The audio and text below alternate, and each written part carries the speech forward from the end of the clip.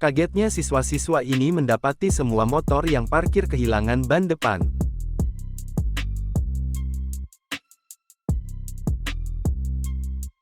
Alhasil mereka membawa pulang satu persatu kendaraan tersebut dengan diangkat.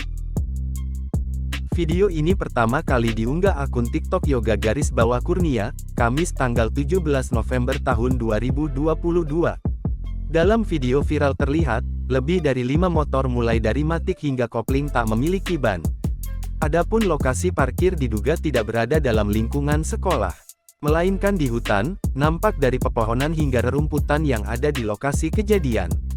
Bahkan semua motor tersebut kompak tak memiliki ban pada bagian depannya. Diduga motor-motor ini telah dicopot bannya oleh orang tak dikenal.